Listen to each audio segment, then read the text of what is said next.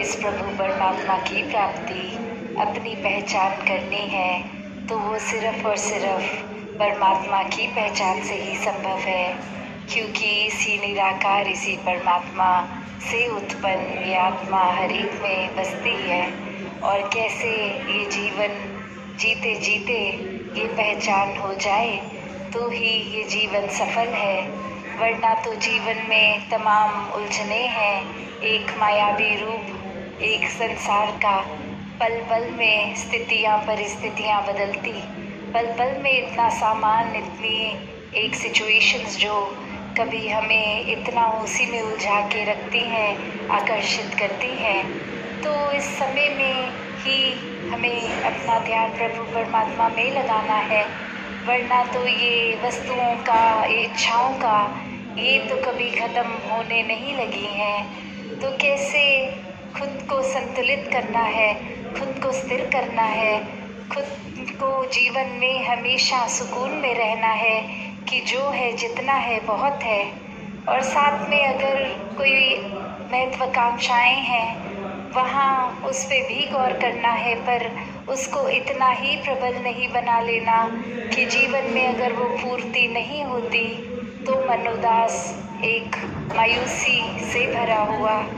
क्योंकि हर कोई चीज़ इस परमात्मा की इच्छा से है। हमें जहाँ अपना प्रयास तो करना है,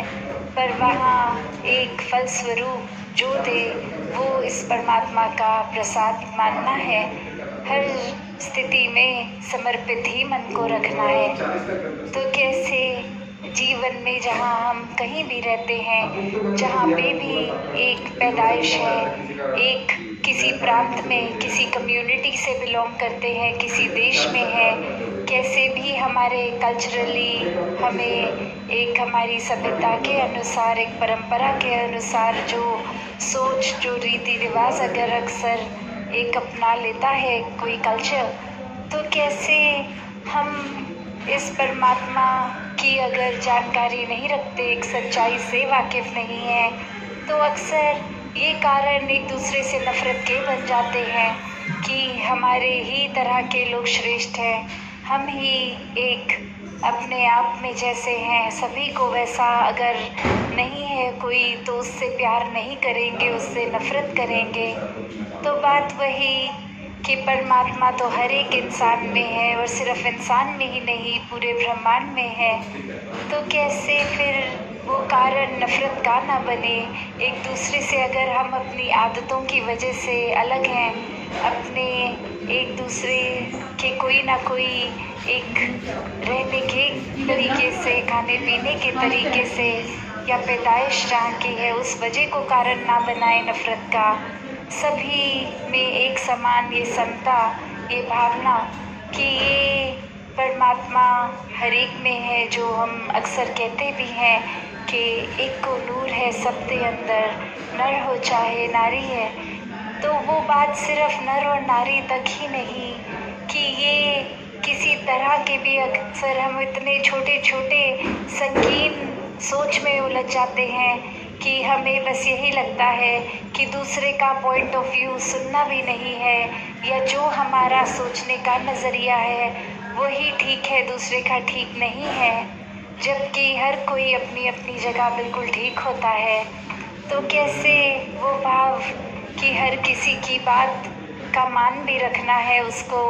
एक समझते हुए, और जहाँ अपनी बात भी समझानी हो वो बहुत आदर सत्कार से सामने वाले के आगे रखी जाए।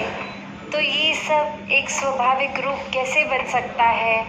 वो स्वाभाविक रूप फिर उस तरह ही कि जब इस परमात्मा को देख लेंगे और हर समय इसके एहसास में जिएंगे, तो फिर ये परमात्मा सब में ही नज़र आएगा। ये परमात्मा फिर एक वो कड़ी बन जाएगी जो सबको एक धागे में पिरोने वाली बात की। चाहे हम एक हार देखते हैं, तरह तरह के फूल उसमें लगे हैं, पर एक कॉमन धागा होता है जिसमें वो सारे फूल जड़ते हैं। तो हर फूल की अपनी खूबियाँ, अलग अलग दिखना, अलग अलग उसके गुण, पर एक वो सूत्र में जो पिरोया जाया है एक धागे में, तो वो अगर हर एक में कॉमन है, तो उससे जुड़े वो एक चीज़ है, ये परमात्मा ही सब कुछ, जो फिर हर एक के साथ हमें प्यार करवाना संभव कर देता है, हर एक के साथ दिल से दिल का रास्ता खोल देता है। तो ऐसे ही जीवन में हम अगर ये ना सोचे संकीर्ण होके कि हम जैसे ही पूरी